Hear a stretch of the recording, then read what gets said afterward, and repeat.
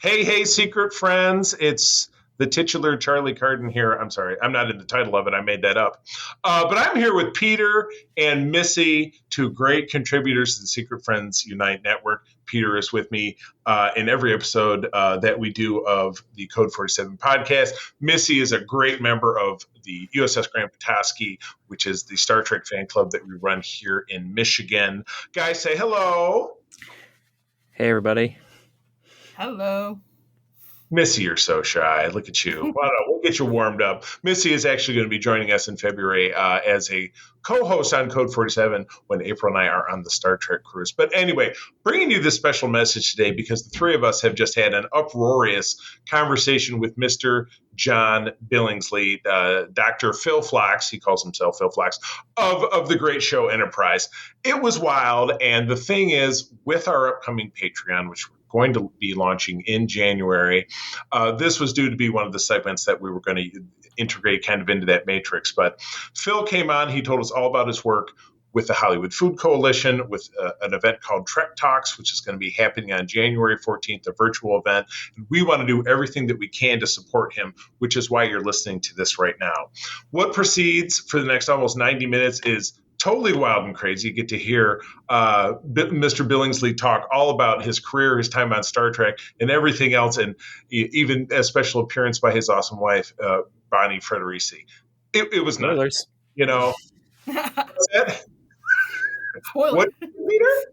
Spoilers. Spoilers. Oh, no. Oh, yeah. But it's worth listening to. But anyway, wanted to let everybody know that this is what they have to look forward to by becoming a Patreon of the Secret Friends Unite podcasting network. We've got some other great surprises in there that you just might hear about. That he really twisted my arm and told him some of the other stuff we got lined up. But we're going to have a number of really amazing programming perks and different things that will be coming your way here in mid-January. So keep your eyes out for it. But in the time in between, please enjoy our interview with John Billingsley, and we will see you out there.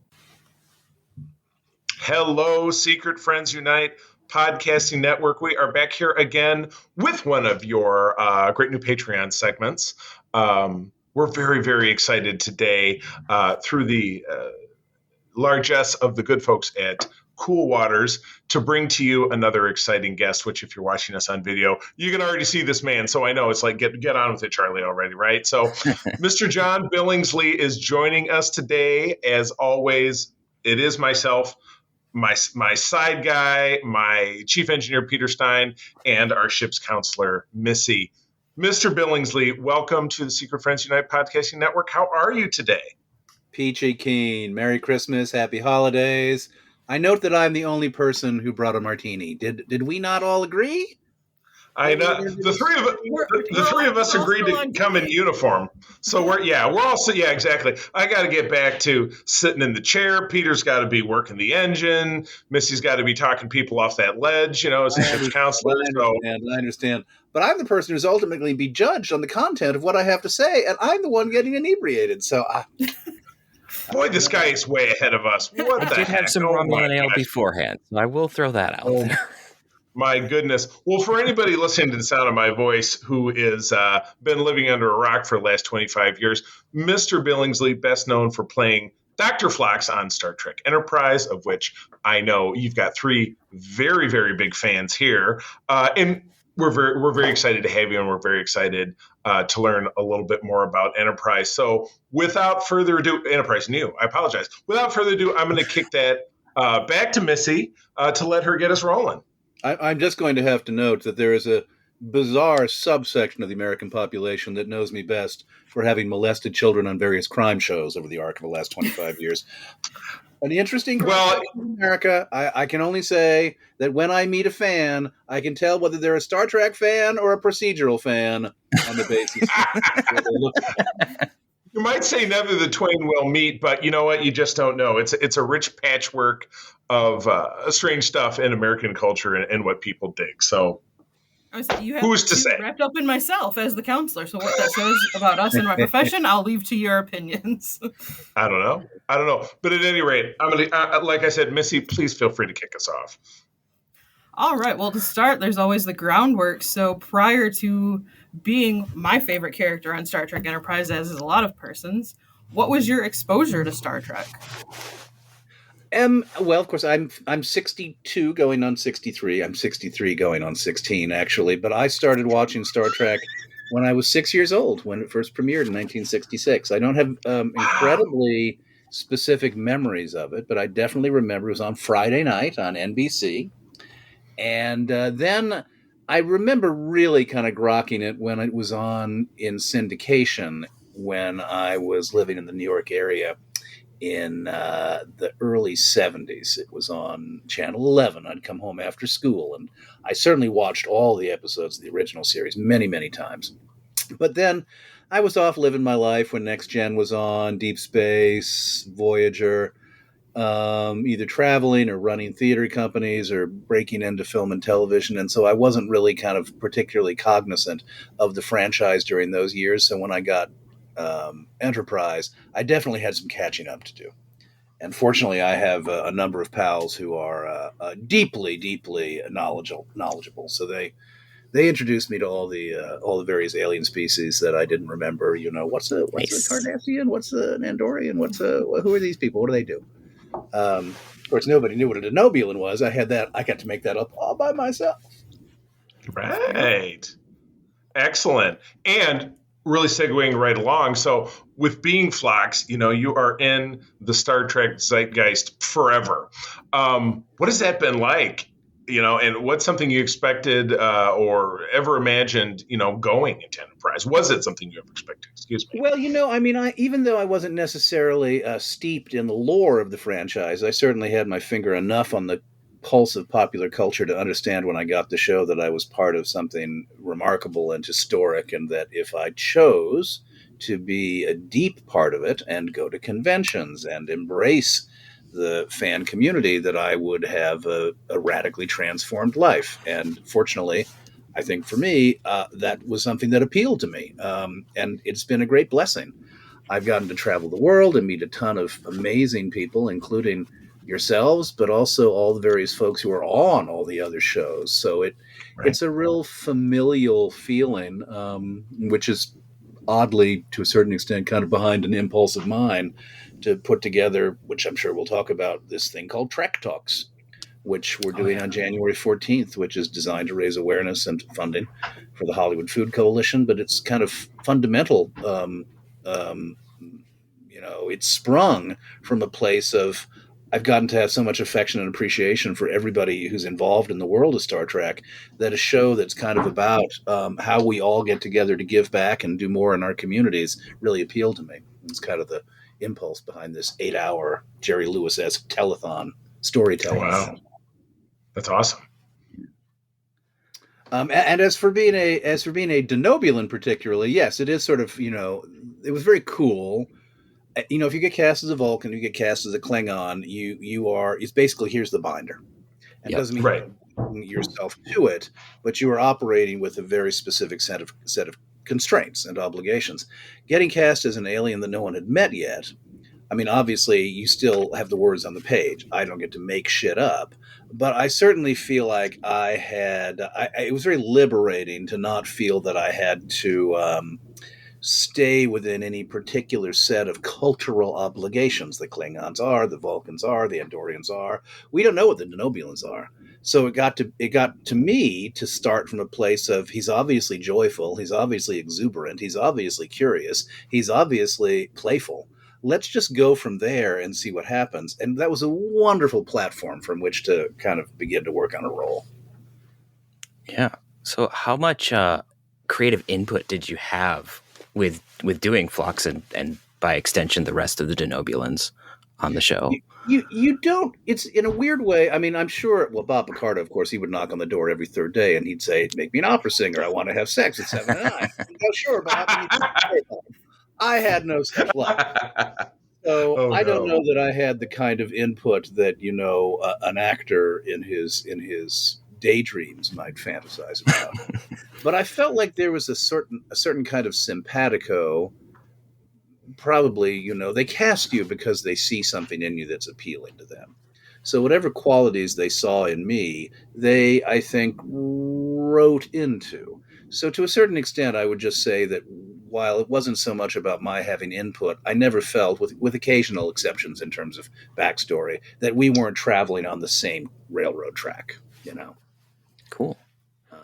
Excellent. I wouldn't have ever thought that there was such a thing as a Denobulan infantry and that I was a medic in it. So there were moments in the character's backstory where I thought, about that, but that's you gloss over it. The stuff that I loved, it was fun, was that he was polyamorous, that he was, Were they ever? yeah. And I mean, I thought at first, because you don't know anything about Denobulans, I thought, well, why have we never seen a Denobulan before? I thought, well, perhaps it's a monastic species. There are only 9 of us left. So I've scrammed from the planet because there's nobody to talk to anymore. Well, it turns out we're the fuck bunnies of the universe, and we all have multiple wives and a gajillion kids, and we're living, 18,000 people in an apartment building. It's like, I got out of there just to kind of have a little elbow room. Yeah, you got out of there because there's 52 kids at home that all want something. Yeah, right. Everybody wants something. Daddy, daddy, daddy. Exactly. Which shows to go you that no matter what you might think you're doing when you're writing a Bible for yourself, you're not the writer.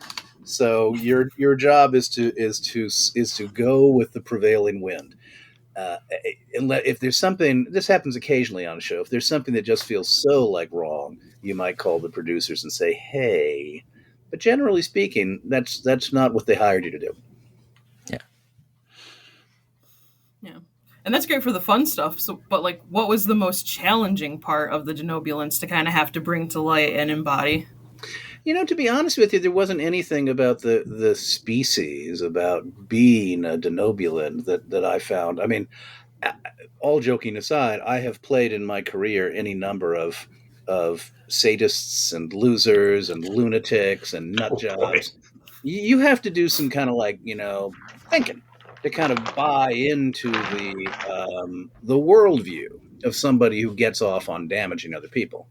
Dr. Phlox, it didn't take anything for me to buy into the worldview of somebody who essentially was, having the time of his life. And who I think, and this is what I always thought, knew he was probably going on something of a suicide mission, but has a kind of a Zen-like attitude and thought, I've lived a wonderful, rich life. I've done everything I could possibly want to do. This is going to be my last adventure. It's probably not going to end well, but what a wonderful way to go out. I think Dr. Phlox, on some level, kind of as he began to move forward into the show, optimism, yes, but his form of optimism to me was always sort of, a kind of a pragmatic appreciation that life ends for all of us, and that we all have a certain amount of control over the quality of the journey we're on while we're on it. That there might have been a slight difference of opinion between me and the writers about how you would language that or how you would interpret that. But I never had, there was nothing about playing the guy that was problematic the way that some other parts are problematic. The rubber head, of course. Yeah. Big time. That's not the funnest part of your day. It's like 2.5 hours in the makeup chair and 45 minutes to take it off. And putting in those big fake eyeballs that kind of irritate you by the end of a 14-hour day. But on the other hand, I only worked 1 day out of 6 most of the time. So I had nothing to complain about. You've all heard my song. Have you heard my song? Maybe you haven't. I think please. Heard all of my stories. I wrote a song that I used to sing to the other cast members to irritate them because I loved to irritate them.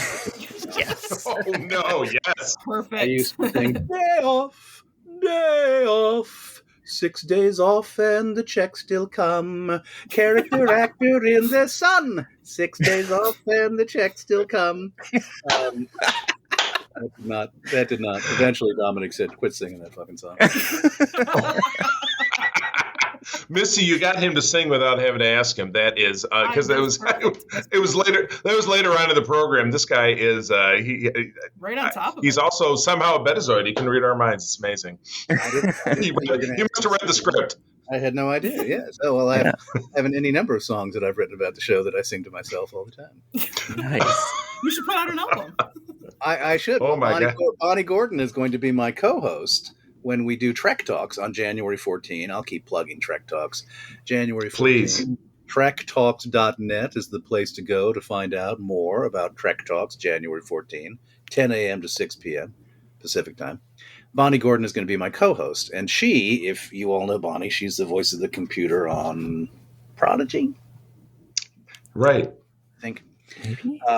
A fabulous actor and also a marvelous singer and performer. And she's written any number of fabulous songs about Star Trek. We're going to have some of them on the show that day. So I defer to her skill sets when it comes to parody songs. I just listened to an interview with her. I'm thinking of on the 5-Year Mission podcast. Mm-hmm. I think she was just on that one. So that is who I'm thinking of. That's awesome. Exuberant redhead. Right. Yeah. Right. Well, I was listening, but that's what I was picturing. Exuberant. You can at least catch that. The visual, maybe Right. not, but I got the exuberance. Yes, I did. I got to. That was actually one of the highlights in my year. We were at a convention in Baltimore. The guy they'd wanted to come fell through, so I was a last-minute replacement. But my table was next to Bonnie Gordon, and I got to know Bonnie, and I just adore her. She's just such a lovely person. So Awesome. so Good you deal. mentioned that you've had to have that time to like get into the headspace of like someone who takes pleasure in damaging people who's not Phlox. So how did you like take that when you had to play Mirror Phlox? Was there a similar thought process, or is that the only thing I thought was, well, the one thing that is true probably for all Phloxes everywhere is they take great delight in life, whatever that life is. So I thought this Phlox just takes great delight in vivisection. Oh my God, so true. Could you do? You flash him with the one scene, and he's just like, "What? I'm busy." Yeah, It's like, yeah. what is he doing? And I haven't seen those episodes, so it's quite possibly I could be remembering them incorrectly. But my memory of it was that Dr. Phlox in the Mirror Universe is in a weird way every bit as happy. yeah, he is. Whereas the other characters were sort of tortured. That Dr. Phlox was Right. He was just happy being a sadist. He was still married. Exactly. Yeah, he was still married. So, Embrace it. Yeah. Crazy. All right. So, question: If is there anything real life John Billingsley that you were able to pull into playing Dr. Phlox that comes to mind? Oh yeah, well that is just it. I think Dr. Phlox had a sense of humor. I mean, I think Dr. Phlox found the variety of life, the variety of experience to be endlessly amusing, wryly amusing. I mean, whereas John Billingsley would bring the fart machine onto the set, Dr. Phlox would love it. Whoopee cushions on the bridge. Archer goes to sit down. Exactly. John Billingsley had probably more of a low vaudeville sense of humor at certain times than Dr. Phlox did, but I think we share a certain delight in everything. You can kind of go like, really? Oh, look at that! Oh, look at that! I mean, as I remember in an early episode, it was like there were a couple of the crew members were seemingly falling in love, and Dr. Phlox said something to the effect of, "Do you think they're going to fornicate? Could I watch?" Yeah. Yep. Or when Mrs. Phlox said, Right in the mess she hall wanted to too. sleep with Connor, and I said, "Ooh, a rose petal bath! How could you turn that down?" I remember. Fiesel, There wasn't he her is name? going, Fiesel or Fizel? Yeah, oh my God. A wonderful actress whose name is escaping me, but I just adore her. Yeah, I mean, I was very blessed with that. I mean, honestly, I would not, in all candor, have wanted to play a Klingon, and I would not really have wanted to play a. I mean, it's interesting to play a Vulcan, and I certainly think Joe did a wonderful job, and obviously, I mean, nothing taken away from the wonderful actors who've gotten to play all the different various species in Star Trek history. I don't know whether we'll see a lot of Denobulans again. But for me, they couldn't have asked me to play a character that was more like, this guy's got a, he's got a philosophical attitude. He cocks a snoot at a bunch of things he thinks are silly. He's at the same time, he's also hyper competent, hyper compassionate. I mean, I didn't think any of what I'm talking about got in the way of him being excellent what he did. I wish we could have reached more people. That's the only thing I would say. Oh, I hear you. Early No, on, I absolutely. think we got the sense that Dr. Phlox, had a gajillion and one odd little tricks up his sleeve. I'm going to leech this, and I'm going to make a different potion out of this and that and the other. And can you get me a grub? And I'll put that in there, and now drink that. But unfortunately, on network television, it Big eventually falls to, meh, I've scanned you, meh, I gave you a shot, and you're all fixed. And, I wish we'd been able to go further with the idea that he was completely holistic. Yeah, those are Right. some of my favorite Yeah. moments in the show where he just pulled out something Right. completely random. Like, huh? I think it was one of the things for me, and I talk about this a lot, that I feel like the one thing that was interesting to me about the show that I wish we'd been able to go further with was, as the first crew, the weapons malfunction, we didn't trust the transporter, we thought that there was a pretty good likelihood we wouldn't come back alive, and when we met alien species, it was a first encounter every goddamn time. I almost wish they'd gone farther with the idea. It was like, whoa, all right, whoa.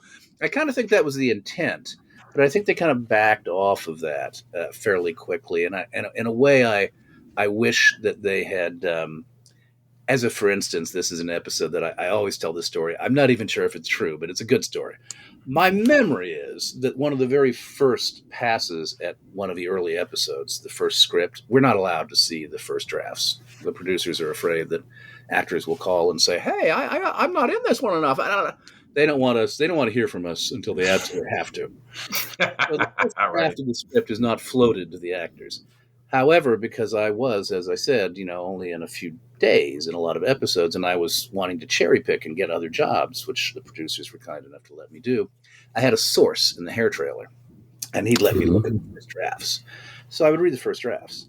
And the first draft of one of the episodes, there's a malfunction in the transporter, and one of the crewmen comes back from the surface. We didn't like to use the transporter at all, but we did.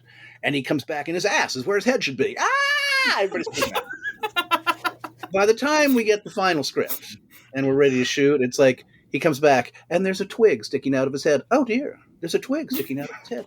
I was like, oh my God. And I thought, how many people read that script and said, you can't have his ass where his head is going to be? That's insane. You can't have that. That's too scary. No, that's not Star Trek. That was my problem with the show. See, I would have loved that if they did that. Right, yes. Twigman, how are they going to fix him? That was one of the real things too that I big was situation. About you don't fix them, and that's the problem. It's like, now it's like crewman asshead is going to be the ass man. Oh my gosh. Oh, well, the inevitable question, I'm sure you get drilled down with at cons all the time, and you're like, ugh. But I would love to hear it firsthand.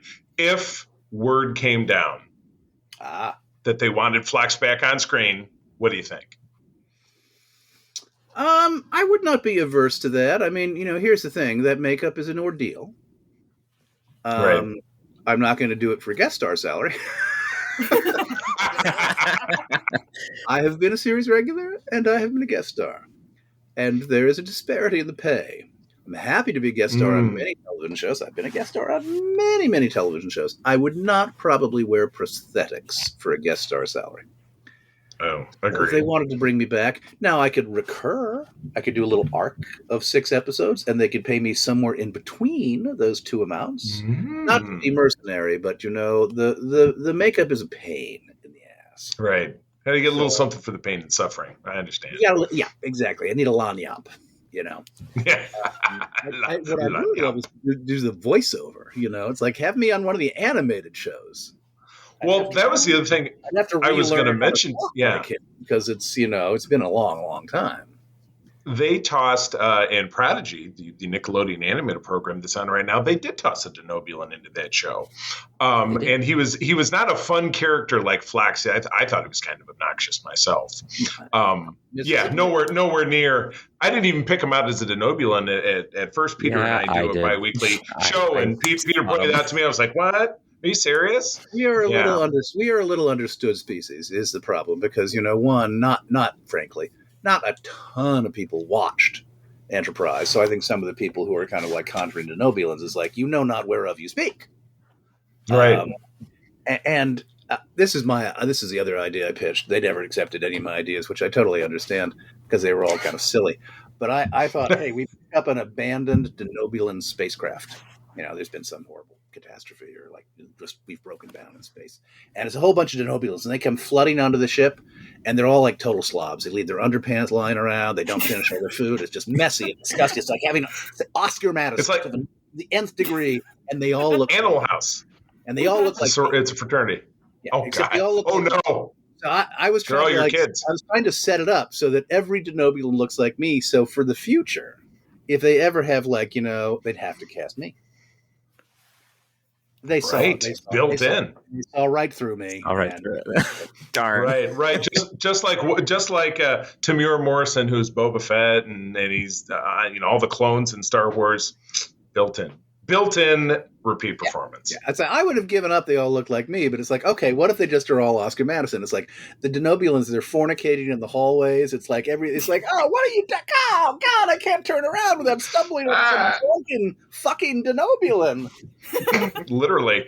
I know, and I would have allowed them to bring back my favorite Star Trek music, which is dee dee dee dee dee dee dee. Oh no! Because we didn't have enough episodes that kind of had that dee dee dee dee dee dee dee quality, Yep. Oh my gosh! Wow. Well, I've always long believed that one of the things that made the first show, the original series, so successful was possibly some of the best incidental music in the history of America. Agreed. I mean, those little tunes in my head, the Spock in Loves. Yeah, right. Sparks in Love. My God, I moved. I know. I mean, the original theme song is amazing. So many people hated our theme song. I'd swear that's why we were not successful. It's like nobody wanted a pop song leading into Star Trek. It was like, whoops. I understand. One of those best memes out there is just a picture of Scott Bakula vibrating. Faith of the heart intensifies. I did not. I didn't quite think that it was going to be as much of a. This is sort of a weird story. It's a little bit of a sad story. After 9/11, a couple of days after 9/11, I mean, obviously, yeah. What are you going to say?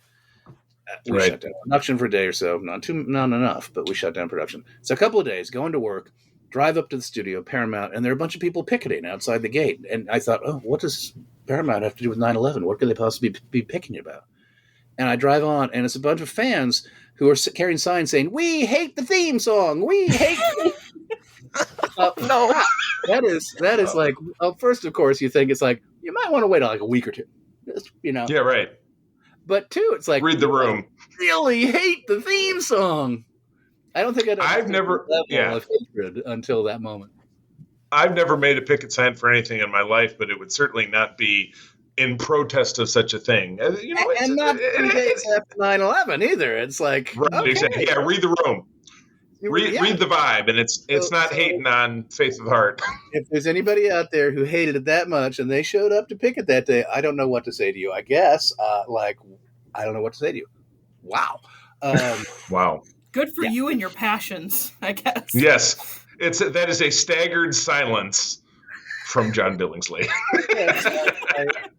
I don't feel that at the time because I'm never entirely sure how to spin it without sounding like I'm kind of like being snotty, but I in the moment, I remember called my wife and said, "Bonnie, I just want you to hear this. Hold on a second." We hate the theme song.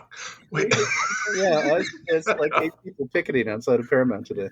Oh my God! Eight people. Wow, that's quite a crowd. Oh my God! Hey, I mean, you could get 8 people that would agree. It's like I think we should go do this on September 13th. Oh my gosh! To get 8 Star Trek fans to agree to anything is pretty miraculous. Well, and all these years later, whatever this is, 20-umpteen years later, I still, it is still like you can almost get the 2 things that'll get people riled up about our show is 1, they killed Trip. Oh, spoiler alert! And 2, damn it! Yeah, and Spoiler 2, people hated the last episode and people hated the theme song. It's almost like the rest of the show, all the way in between the premiere and the finale. It's like, yeah, well, but I hate that. And a bunch of stuff happened. Well, I'm going to take an impromptu question because you brought up the finale. Where do you stand with the finale? Oh, I was of two minds. I mean, one, I felt badly for Rick and Brandon on one level because here they had shepherded through the franchise for all of these various iterations. I think that they were. It's not fair for me to say that they were tired or burned out. I don't think that's necessarily true, but they were not given a break between Voyager and Enterprise. They had kind of, I think, asked Manny Cotto to come in and do a lot of the work in the last couple of seasons so they could get a little bit of a breather. I went in upon occasion to their offices and, the blackboard where it's what they called the crusty cheesies, all the ideas that had been pitched a bajillion times and the shows they'd done a bajillion times. Yeah, right. That was always the vibe I got. Yeah, I think at the very end, I think what they were trying to do is figure out a way to say, for all they knew, it was the end of the franchise. They certainly thought it was the end of their run at the franchise. So I understood their impulse to try and do something that felt a little bit like putting a bow on the whole fucking thing. However, obviously, I felt, as everybody else did, that it was probably not much of a great shake to our show. And we had been on 4 years. We did have our own fans. We did have our own stories to tell. We did have our own relationships. And to a certain extent, being kind of relegated to let's get the next gen guys to look through their magical glasses back into the past and see what happened on that show Enterprise was like, whoops. Yeah. It was a big whoops.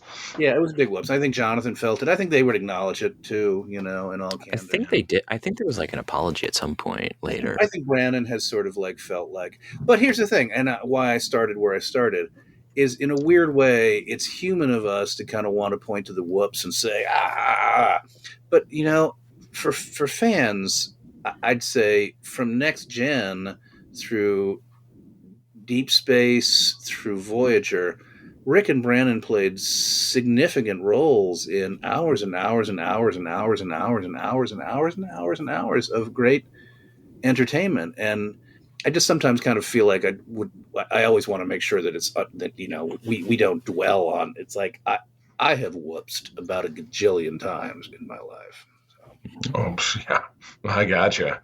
Yeah. My. Anyway, I stole my thunder away. I'm going to steal it back. But I will tell you, I'm going to tell you one more story about that because this also made me. Please, oh God, by all means. I was always really bound and determined to not say anything negative about anything, about anybody in the press. Because one, I just don't think it's polite, and two, it's I'm not an idiot. Now that I'm semi-retired, I don't give a flying fuck, so I'll say whatever I want. But at the time, it's so TV Guide calls. TV Guide's what's your reaction to the finale? Well, blah, blah, blah, blah, blah, blah, just like I just did, blah, blah, blah, blah, blah. But, so of course, they don't quote anybody else. They just quote John Billingsley said, meh. It's I was the nicest goddamn actor on that show.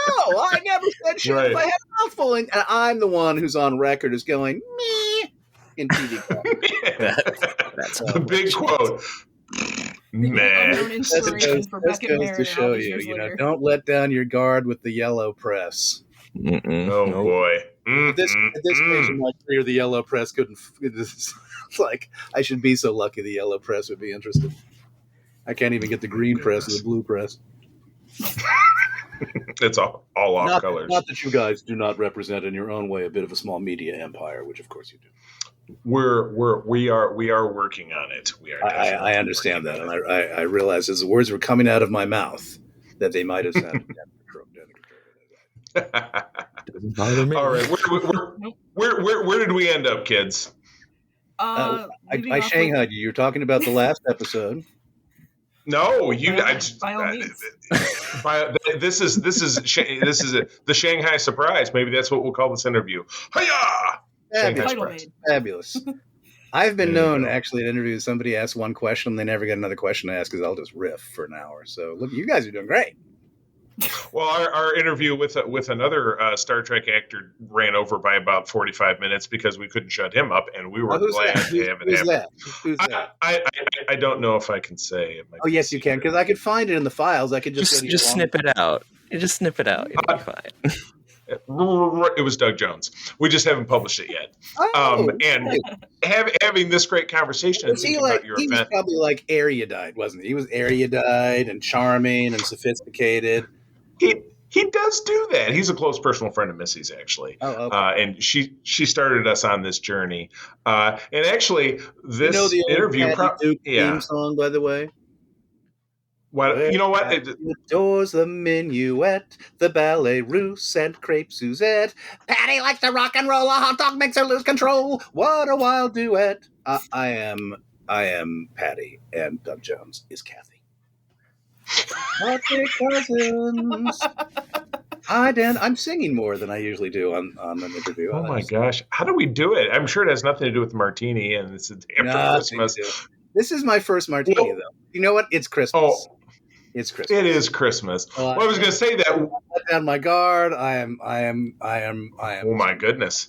It's going to turn into SFU After Dark. Well, what I was saying was with your event coming up, we weren't sure when we were going to drop this interview, but I'm going to advocate that we should get this out pretty soon because we want to do what we can do to lend our voice to helping support your event. So I think that.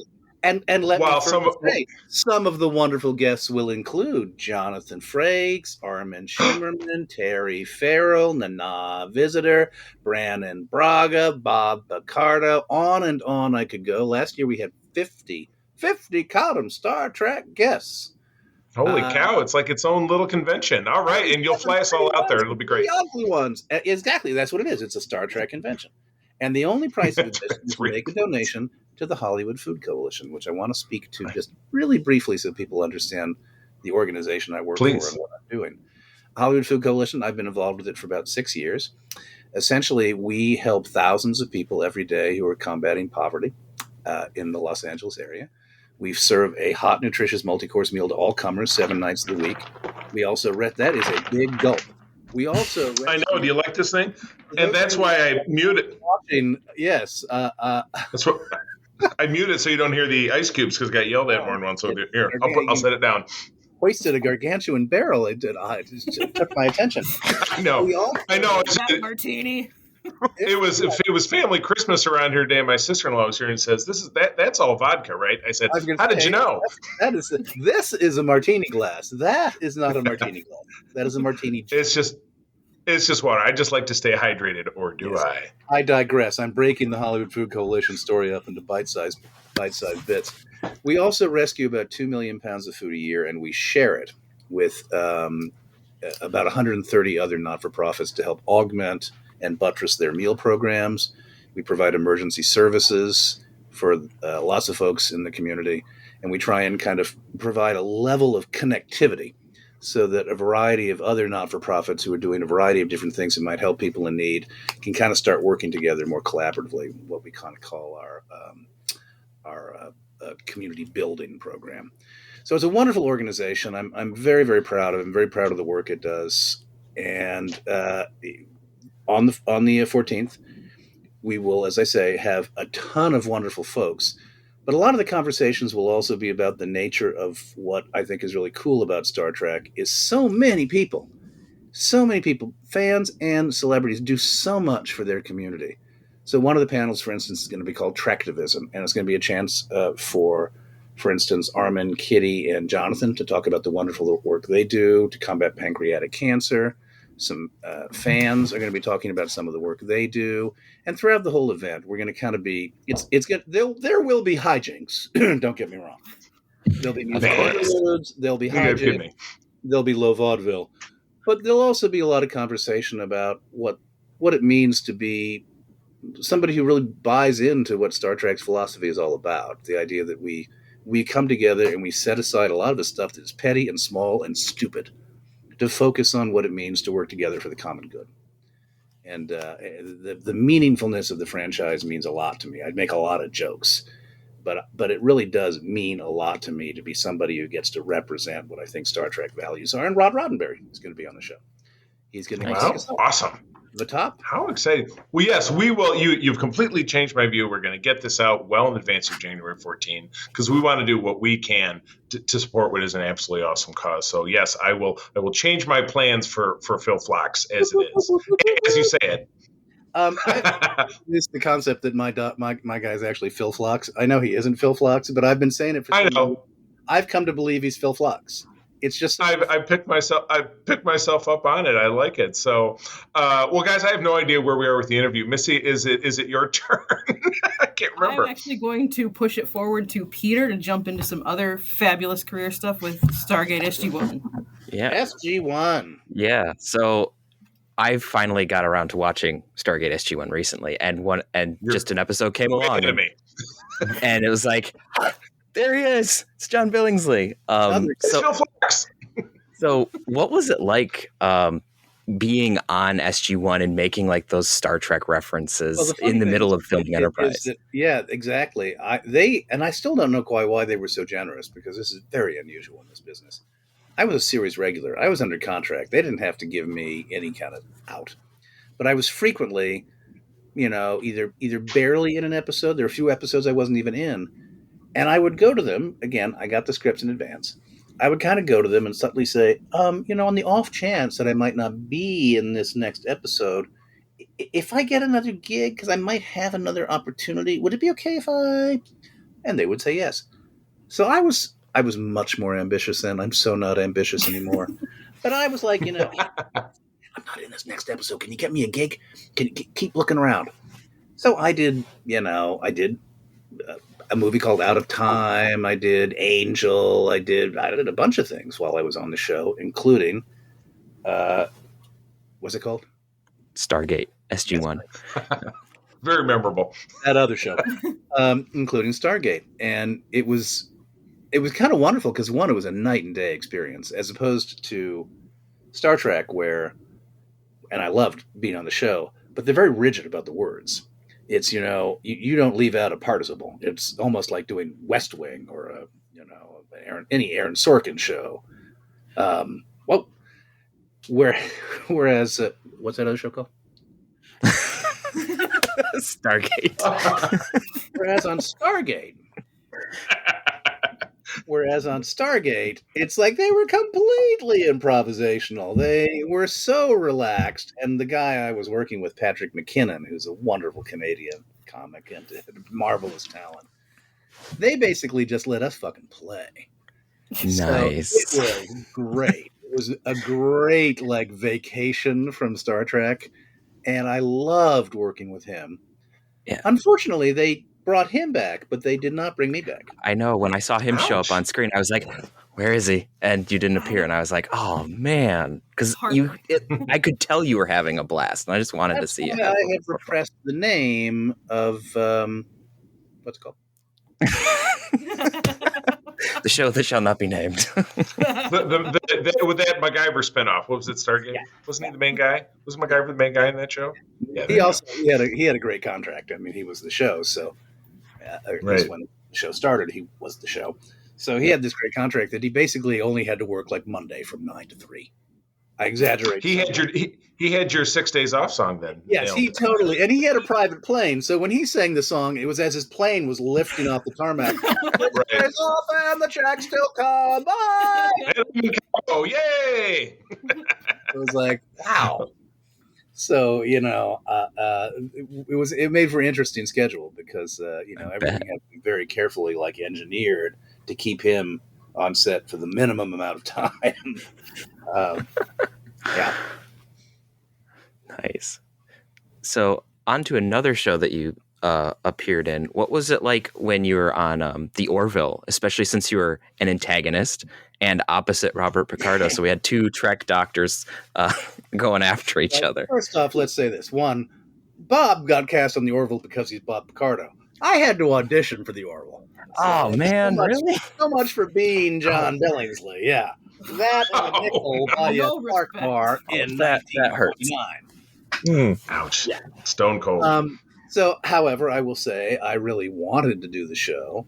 So I actually, worked hard on the audition. I got cast. I'm sure when they saw my tape, they probably also went, oh, yeah, right. That guy. Yeah, he was on Star Trek too. Oh, he was a doctor.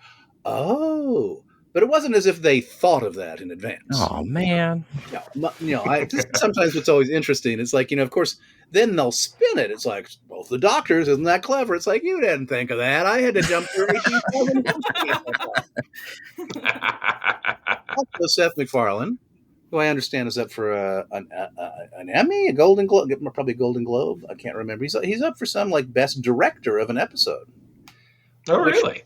Because he, although he was not the director of that episode, was there every second of every minute of every hour of every day. He is a Seth, are you listening? No. He's out there. He's totally out there. He's a control freak. God bless him. But, however, he also supposedly could do an amazing Dr. Phlox impersonation, and I hectored and badgered him, and he would never fucking do it. Oh man, no fun. He was even on your show. He was an engineer on the Columbia season 4. Oh, that's right. I don't remember him from that, but that's all right. He showed up twice. Well, there were no scenes unless he started badgering you back then. But he was an example of someone who was a super fan. He wasn't badgering me. I was badgering him. It was like, I want to hear the Dr. Phlox impersonation, motherfucker. He wouldn't do it. Just like that. Oh my goodness. Eventually, if I trash him enough in these podcasts, the word's going to get back to him. Maybe he'll finally do it. Please come and do track talks, because you would be a huge get for us, and you could generate some revenue for the Hollywood Food Coalition. And 2, you could do your Dr. Phlox impersonation for everybody. Live. I love it. There you go. And I would love to believe that somehow something that we do reaches the ears of just the regular rabble that listens to our show. Yeah, I know. I believe me. We tried really hard to get. We are going to have a couple of, I should say, really big gets that we're going to announce at the beginning of the year, kind of like our 2 capstone guests. But I can't say who they are. But I'm very excited to be able to tell the world that we got la la la la la la la. Oh yeah, I heard charge. MacFarlane next year. I'm coming next year. God damn it! I'll get you. I'm gonna get you.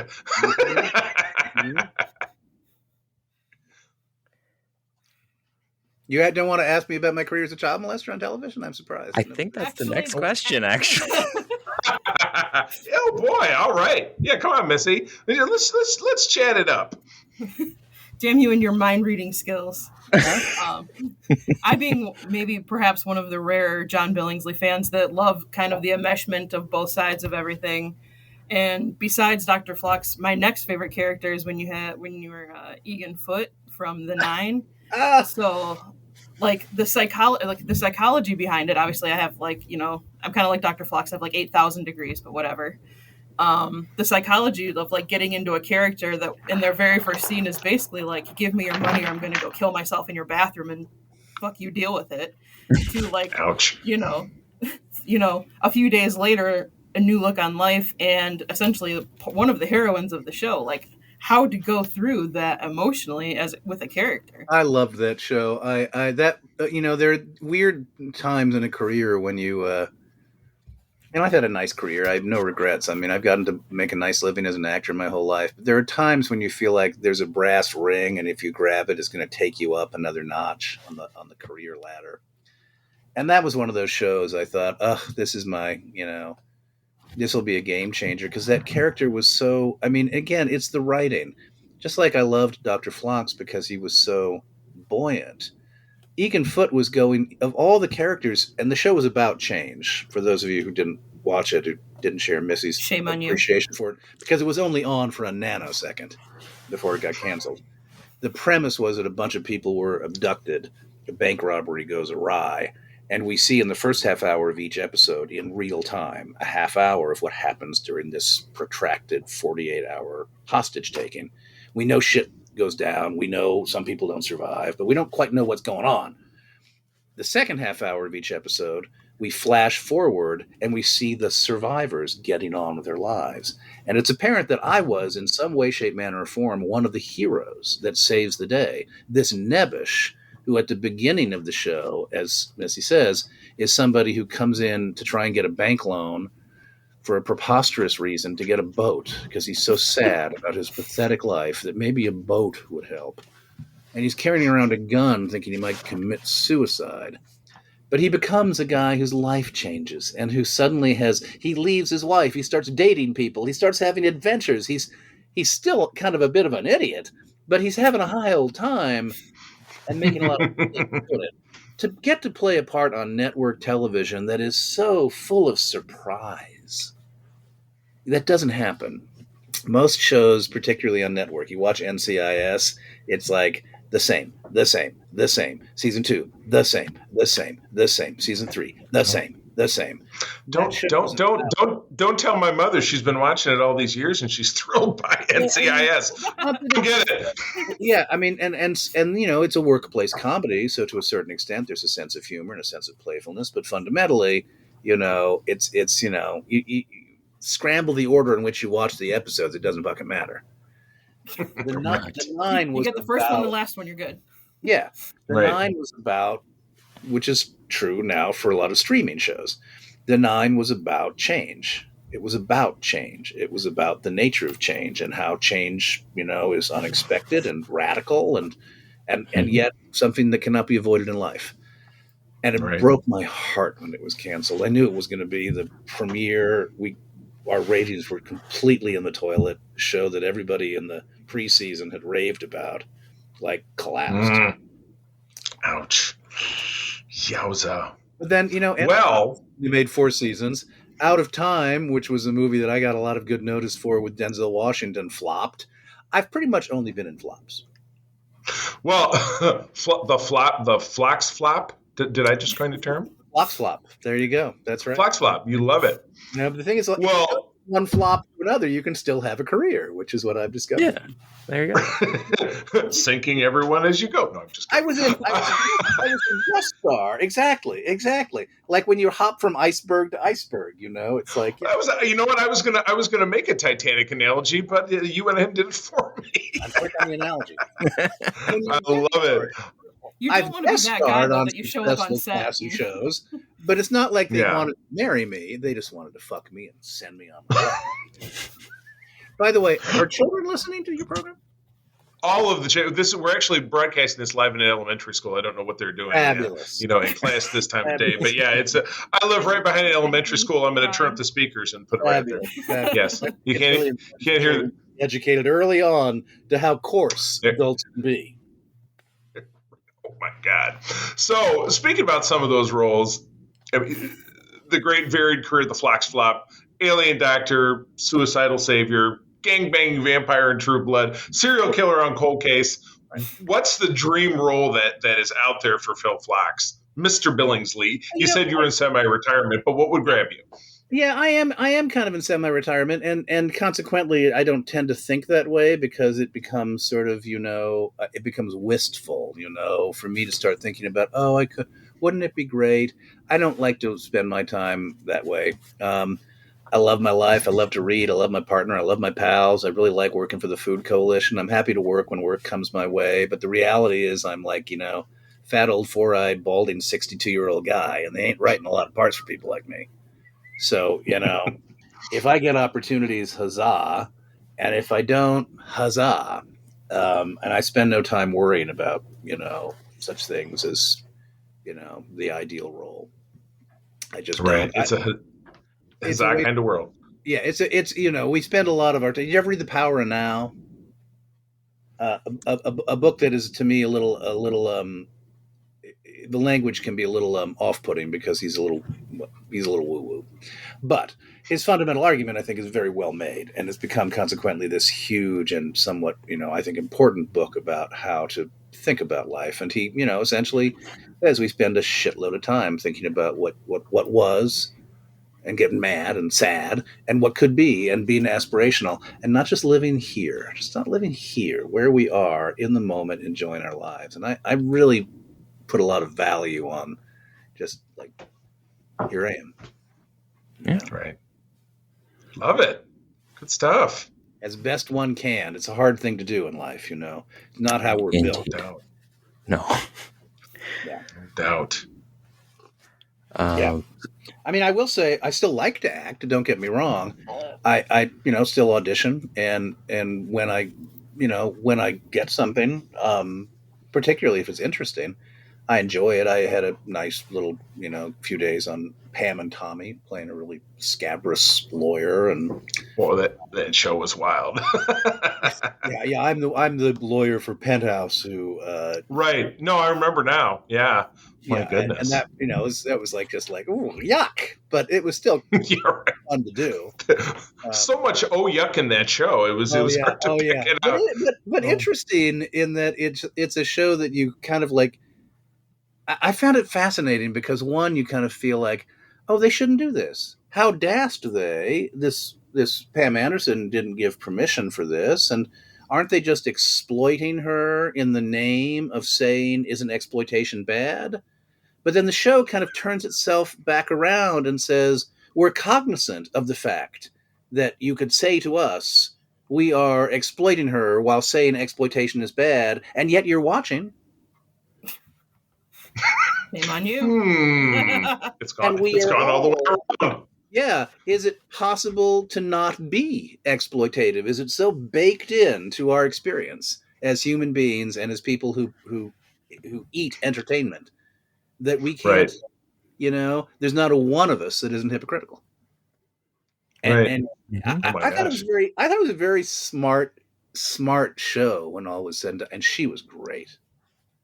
I don't know if you saw it, but the woman who played Pam Anderson, this really quite lithe and willowy English actress, whose Right. name Yeah. is Yeah.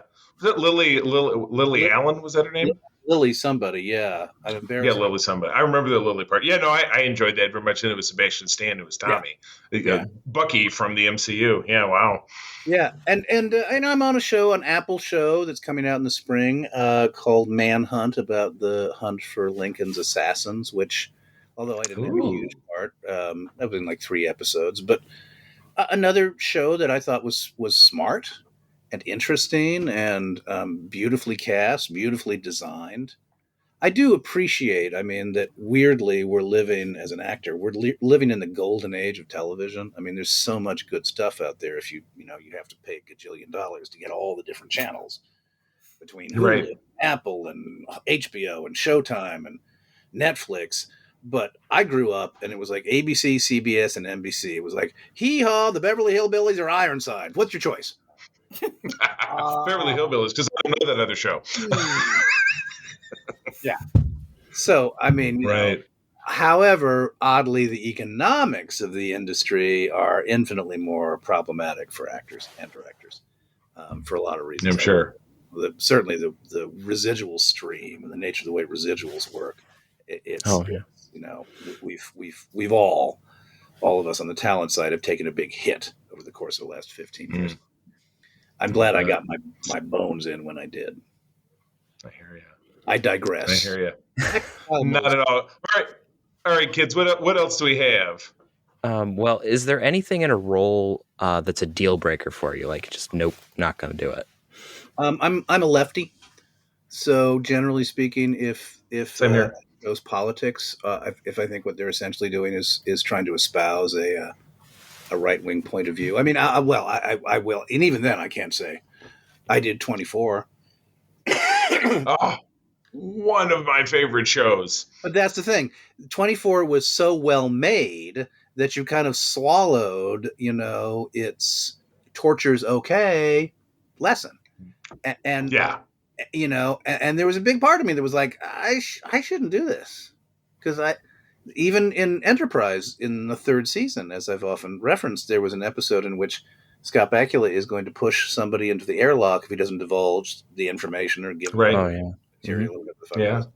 And it was like, we just crossed a little bit of an ethical line into 24ism, which, the ends do justify the means, which I had a problem with. Right. So even as I say, generally speaking, it's the politics that will make me pass on something. I can't say I'm an absolute purist about it. But 9 times out of 10, you get an audition and you look at the material, and if you pass, it's either because you pass because, one, there's no money, or you pass because you think it's juvenile. I don't tend to want to do horror movies. They don't interest me, and I just find them frequently. I think they're misogynistic. And if something is to me kind of like too right wing or kind of is essentially asking, is proselytizing in a right wing fashion, I'll pass on that. And they're also, I've passed on. It also, I was really active. I was a board president of the Hollywood Food Coalition, so I was really active for a number of years. I mean, I was working 40 to 50-hour weeks to try and help grow the organization. And so I turned things down because I just had other fish to fry. So sometimes it's just a function of I've got a life, Yeah. This is, I mean, ironically, because my father went on to live another 13 years. But when I was on, what was that vampire show called? True Blood. Yeah. I don't remember the names of anything. What's my wife called? Bonnie. What's my line? Yeah, there you go. None of you knew the answer, Bonnie. I did. It was in the script here. You're spoiling our next question already. Yeah. This mind reading stuff. when I was doing True Blood in the second season, they had this season-long orgy. A sorceress had us all in her thrall. And so we were doing all sorts of unspeakable things. And apparently in the last episode, I was a guest star. So they used me a lot, but I was a guest star. I wasn't under contract. Apparently in the last episode, they were going to use me quite a bit. I didn't know that. They hadn't told me. And I had arranged to take a cruise with my dad, who was 80 years old. And I thought, at the time he had dementia. I wasn't sure how many years he had left. And so they said, hey, actually, we have a significant part for you in the last episode. It was like, boy, I wish you'd told me. I kind of asked you earlier in the year to give me a heads up because I wasn't like I completely blew you off. I knew the dates would conflict and you never got back to me. So I made this trip and I'm not going to cancel it now. And they pretty much kind of like wrote me out after that. I appeared a little bit after that, but it was like, but this business always wants you to say you'll do anything. And it's like, no, I'm not going to do that. I'm not going to do that. My first priority is to my partner and my loved ones and to a certain extent what I feel like I need to be doing to feel like a good citizen. And then I like my work in that order. Awesome. That's good, man. We should all be so balanced, for real. That's great. And then masturbation, number 5. Now that I know that you are not take care of business, that's biology. That's number 5. Many years ago, it was number 1, so it's kind of slid down the list. That reminds me of that Steve Martin SNL bit. He said, "And for all the kids of the world, and blah blah blah. First of all, I really want an extended 30-day orgasm. Then the crap about the kids," and he keeps revising it as it goes. Steve Martin was a genius. He was just, he's still, of course, fabulous, but his stand-up was so... Oh, yeah. He also wrote a wonderful memoir about being a stand-up. I don't know if you've read it or come across it. I think it's called Born Standing Up. Oh, boy. I highly recommend it. It's really, really good. Awesome. Good deal. Well, speaking of... I've taken us far afield from Star Trek. I realize that. If you want to try and... Oh, no. If you want to try and pull me back. Did you know what you were getting into? You may not have. You may not have. This is only my first martini. I swear to God. Oh my gosh! Oh my God! Oh my God! He's doing all the talking. No. Hey, wherever this goes, we're along for the journey because we have all right, guys. Well, and gracious to be. Do we have faith of the heart? Gabriel is going to meet me at the pearly gates, and he's going to present me with a record of my podcasts. Oh no! Remember when you did this one? Remember what you said here? Oh my God! Did you know Seth MacFarlane is here and he's been waiting for you with brass knuckles? Exactly. Oh my gosh! Oh, faith of the heart, Missy, back to you. Speaking of the lovely wife Bonnie, you guys have actually worked together, including on Star Trek Enterprise. How do you guys actually mesh on screen and in work life? I love working with Bonnie, and actually one of my very favorite things. Well, first, on the professional front, we've worked together maybe 8 or 9 times. We did one play together years ago. We've been on screen multiple times. She was my wife on the 9, and she auditioned for it independently of me. They cast her not knowing that I was married to her. Good old Maryfoot. Yeah, we were in a really dreadful children's film together called 12 Dogs of Christmas, which I heartily recommend. Is it possible to heartily disrecommend something? I heartily disrecommend it. You just did it. I strenuously under-object. Yeah, exactly. Even though I get a residual, so I really should not. I should not cut off my nose to spite my face. But, however, my one of my great joys, and we haven't gotten to do it much lately, is that she started coming to the conventions with me many years ago. Ooh. She initially said, "Now I'm going to stand in the back. Do not point me out. Do not talk about me. Do not call my name. You leave me alone. You leave me out of it." It's like, all right, whatever. But I'm still going to go. So, but well, yeah, and she came, and she's going to go, and why she wanted to watch, I don't know. She's supportive that way. So she was in the very back of the auditorium, and I was telling a story about Jolene being the gassiest actress on Star Trek, which she was. She ate cheese. She was very gassy. The dog was gassier, but she was gassy. And from the very back, I heard Bonnie. Who was a theater actress, so she could project, saying, "Pot calling the kettle black." It was like, Oh! I want to introduce Benita Friederici. I'm married to this woman, and from then on, she was on stage. No. She was part of the act, and so we found a mutual love. I think it surprised her more than it surprised me. We found a mutual love of low vaudeville. And we have been doing like a little doubles act, like Burns and Allen together for 20 years. So whenever we go to a convention, and they will let us, they're damned fools if they don't, we come on stage together with 2 microphones, and we run around the audience. She'll make people talk into an invisible microphone just to see if they will, and they will. We'll say, "Okay, I don't think they can speak up. Okay." We ask embarrassing questions of each other. This is something she doesn't entirely do, but this is what I do. Oh my God, she's here in the background. Bonnie, come here. Holy shit. Bonnie, come in and say hi. I was singing your praises. Totally. Come in and say hi to these nice people. Here she is. Street days in costume. Special guest appearance. Well, hello there. Hello, how are you? Come in so they can see you. They can see me. They can't. No, you're a figure. I'm behind, so you can't see You're a figure me, in the which makes distance. him very nervous. I can tell. Oh, no. Hey guys. Aw. Hello. Welcome to our little program. We're having a hell of a good time. As you asked Missy, she was a Borg.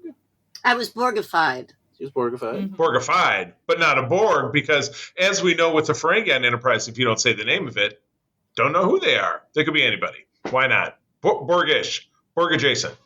She was. I was a legitimate She Borg. was a legitimate Borg. Oh, I know. They never said Borg, and that's how they get away with saying, "Well, I we can be see. Borg till later." I see. Yes. That was. So that was. I know. I was going a little outside baseball, inside Trek ball, whatever. So Inside sorry. Trek Ball, you were going. It's like, yeah, she was a Borg, and I got to show up on the set the day she was killed. Yes, but I was a scientist first. First, you were a scientist Rooney. I was. Right? I was researcher Rooney. Researcher Rooney. In the Arctic Circle. You probably all know that. And we found the Yes, first ma'am. frozen Borg, who actually, his name was Mark, the gentleman who was the body that we uncovered. And during one of the takes, he got the snow, which was actually shaved plastic, up his nostrils, being buried under it. Oh Lord. And as I was brushing it off, he just sat up and he spat it all right on top of me. And we all burst out laughing because I just had like massive amounts of this stuff all over my face. Borg snot. It was, Bonnie was covered in Borg snot. yes. Did they ever end up on a gag reel? Actually, a gag reel, because I'm gagging thinking about it. That would be an amazing take. The stars never make the gag reels. No. It's just. Aww. I also, if you ever watch that episode, the costume I was wearing had a really big hood.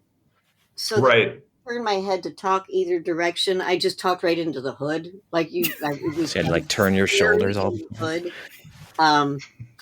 Private I conversation with myself. Yeah. Yes, exactly. Did you hear the part of the conversation? Psych myself up. Say hi. Well, no, I'm intruding. I was just You're not intruding. I was just teasing him because this is what we do in our household. I heard something about not calling the kettle black. You know that story very well. I was Well- talking about our history of doing low vaudeville on various Star Trek convention stages. The circuit. Now that's one of the very highlights of my life. A standing ovation at FedCon. Standing ovation in Germany. Oh yeah. Okay. Ooh. 3,000 drunken All about Germans. Yes, it is. Drunken is a word. Who knows what they'll clap for next? Well, you can Oh say my drunk. gosh. Drunk. 3,000 drunk Germans. In an opera house. I'm not sure no drunken less. is a word. Is drunken a word? Well, it's drunken in past. Sure it is. We're drunken. There you go. All right. It's in a song, They had. so it exists. Well, drunken isn't a word. It's not like I did some. Drunk. I thunking about it. I'm thinking about drunken, especially around the holidays. English language is very confusing. Yes. Anyway, we played a German convention, and they put us on FedCon. first night. FedCon. They put us on after Nichelle Nichols and Edward James Olmos, two lovely, lovely people, Right. both of whom infinitely more serious than I am. And at 11 o'clock at night, Which after is not hard to be, and after some very, very serious social commentary from Edward James Olmos and Nichelle Nichols at 11 o'clock, every fucking German was passed out. It was like Yes, 11 p.m. 11 o'clock. I was like, okay, what am I going to do? So I came on without my pants. Bonnie jumped up. She tried to put my pants on, and we proceeded to have very high discourse while performing very low vaudeville. Nice. I was just sitting in the audience reading a book while waiting for him to come on. And I'm sorry, I did interrupt because I did not at first think it was appropriate that you had no pants on. But I kept trying to put them back on. And then eventually I turned them around. She put them on backwards. She tied the belt in fascinating fashion. And then Mark B. Lee, we decided to teach the Germans that in the United States, you pants people. When they arrive, when they get off the plane or the boat, as a means of welcoming them to America, the first thing we do is we pull them in strangers. So we demonstrated how you do this. You have the distractor who keeps the stranger to our strange land. Like as Mark B. Lee walked by the host of FedCon, we just said, "Oh, Mark B. Lee, hello, I've got a call for you." And while he was taking the call on the phone, John got his pants off. We got his pants down. He was a good sport. We got Mark B. Lee pantsed. Anyway, we ended with a standing ovation. 3,000 drunken Germans. Ha! And from then on in, I think that's when we really understood that we had something. And we That's had so much glorious. fun. I've missed getting to be on stage with Bonnie. We've had fun. I'm not sure it's something. Well, it's something for others, but I'm not sure what. Oh, fuck it, they love it.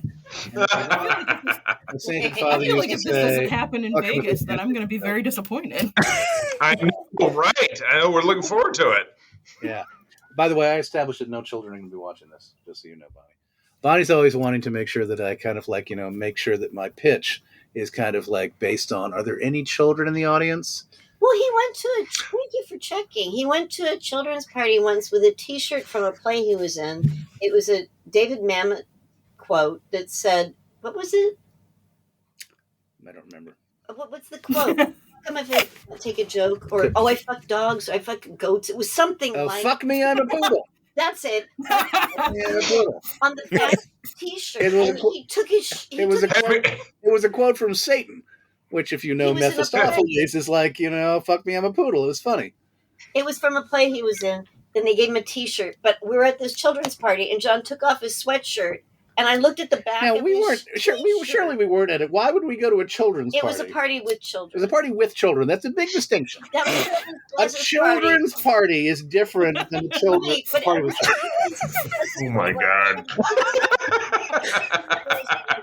It sounds creepy if you say we went to a children's party. It's like, why are we going there? What are we? We Satanic weren't even shirts on, invited. it's We fine. crashed it. It was like, Bonnie, I think there's a children's party.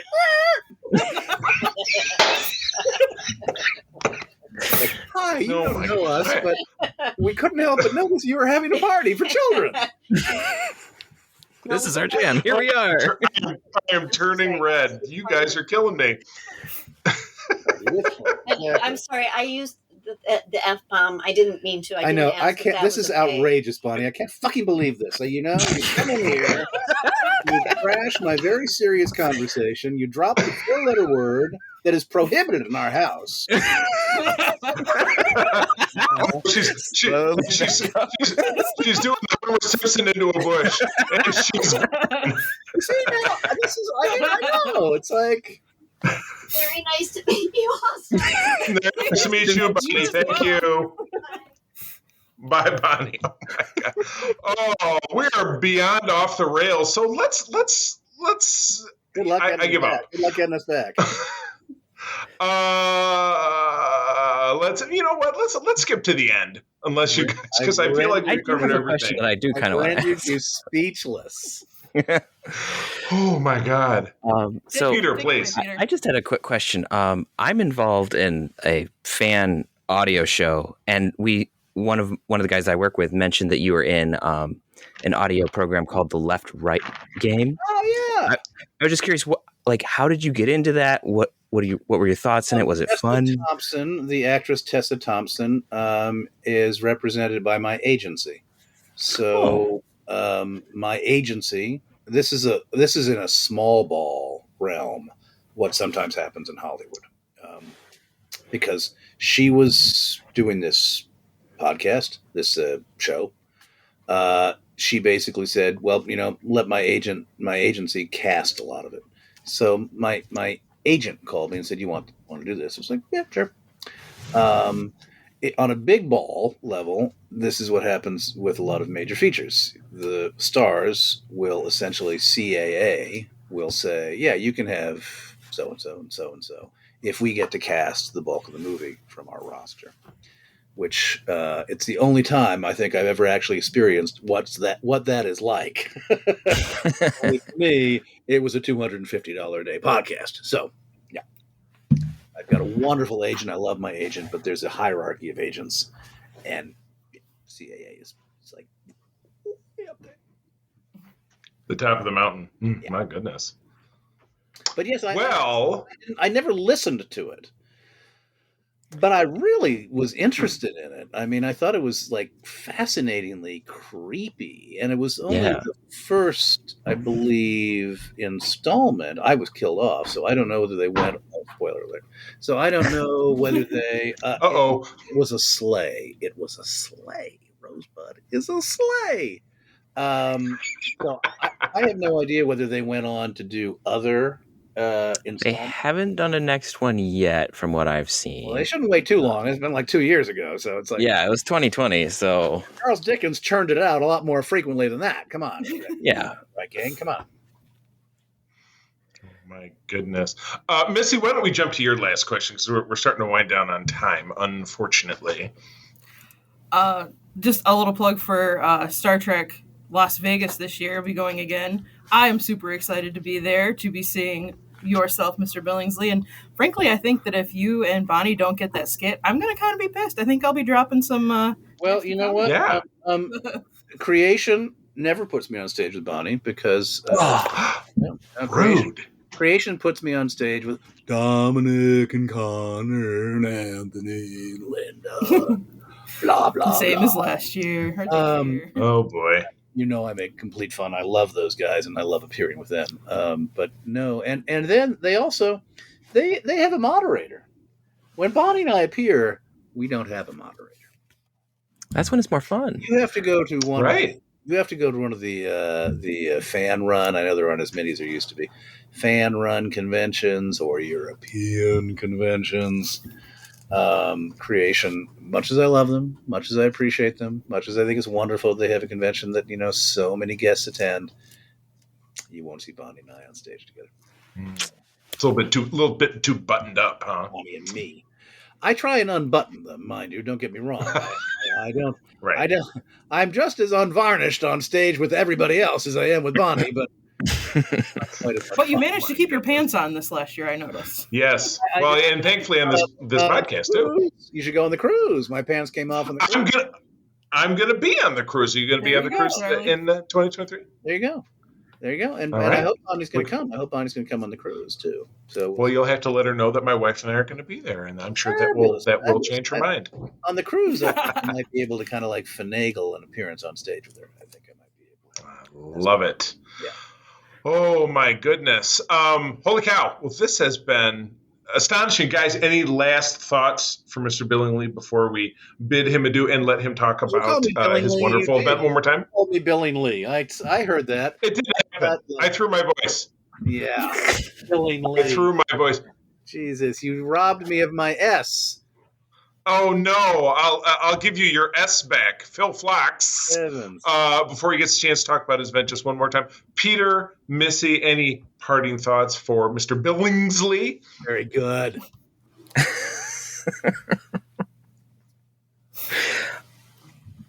Just thanks for being with us. It's just been great. I'm a huge fan of the show, and whenever I see you on screen, it's just amazing. So it's just been great for me to be able to interact with you a little bit. So Of course, thanks my for pleasure. thanks for Thank being you here. for having me. I hope I haven't been excessively irreverent.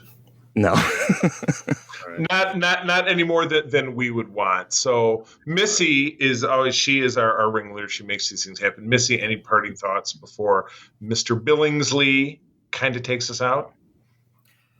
Two quick ones. First, I mirror and second what Peter said. And Star Trek Enterprise was actually the first Star Trek that I got to watch in its entirety as it was actively airing. And from day one, Dr. Phlox was my favorite. So this is like a little bit of a fangirl moment for me. So I very much appreciate you giving us your time. My pleasure. And secondly, in case it wasn't made clear during the introductions, Charlie here is actually Fleet Captain Charlie Carden and the Regional 13 coordinator that you spoke of so lovingly in your video. That was at our annual meeting, and it was a complete surprise. Missy had let my wife April know about it, and we played it, and I was just, thank God the lights were off, because I was like 50 Shades of Red. I was like, I can't even believe this is happening right now. It was fantastic. Thank you so much. Did you see the pornographic video or the non-pornographic video? I had to watch that one later because there were children present. Okay. Yes, we had to apply the Billingsley filter with the kids present. Okay. Well, then you've got a surprise ahead of you. Boy, oh boy, oh boy. Well, tell us a little bit more as we're on our way, just to cap it up, about January 14th, please. Yes, I know. I'm not all irreverence. I have a somewhat more serious sensibility. Again, the Hollywood Food Coalition, an organization very dear to my heart. And in fact, for the better part of my life, I've always wanted to try and give some time back to organizations that work with people who are experiencing need. Our organization works with thousands of people every day, in essence, who are in need. And to raise money for the Hollywood Food Coalition, we are doing Trek Talks for the second year, Trek Talks 2 on January 14 from 10 o'clock in the morning to 6 o'clock in the evening Pacific time. And you can find out more at trektalks.net. That will link you to Hollywood Food Coalition. It will link you to a site where you can donate in advance of the show. And it will show you all the different platforms and places you can go to watch the show on the day. It's a lot of fun. It's amazing guests, about 30 fabulous Star Trek guests. It's like going to a convention without having to pay for it, except it would be nice if you made a donation to the Hollywood Food Coalition. That's my spiel. Thank you for letting me share. And that's a good spiel. Oh my God. Well, this has been great. And like I said, having this conversation just turned on a heel. We're recording this. We're about ready to launch our Secret Friends Unite podcast Patreon in the month of January. I'm going to get this show out very early in January before our launch, because I want to do everything that I can to support Trek Talks. That would be much appreciated. That would be much appreciated. I'd actually thank you so much for that, because so much of this is about spreading the word. And if you guys have pals and you want to kind of just privately, or if you're doing social media, anything that anybody can do to kind of get the word out to the biggest possible Star Trek community, huzzah. Huzzah, huzzah. Count on it. Like I said, I am part of the International Star Trek Fan Club, a region which includes Michigan and Eastern Canada. So I've got a lot of people under my command, as it were. I also run a chapter with my wife here in Michigan that is one of the biggest in the world. We have almost 100 members. So everybody will know about this event in short order. So for friends, what you've been listening to is a preview of the great content that you're going to hear as a member of the Secret Friends Unite Patreon. Slightly less scabrous than Potentially, yes. Our interview with Doug Jones filtered tonight. Right. It was our interview with Doug Jones. Maybe not as salacious, but maybe it is, and that's a reason enough for you. It has long been my goal to provide the most salacious Star Trek interviews. If Doug Jones can beat my ass on salacity, that's not a word, then huzzah for him. Ooh, Missy, you're going to have to pass that along since you are in Doug's ear. You're going to have to let him know the gauntlet is down. Oh my God! I've never met Doug Jones, but bring it on, Doug Jones. Oh my gosh! Oh my. Well, friends, as always, I'm going to thank you for joining us. Let you know that sharing is caring. Peter, peace and long life, everyone. Missy, time for you to come up with a catchphrase. Part of the team. I'm going to steal yours and just say, keep on trekking. Ouch. All right, friends. Thank you. Optimism. Oh, good.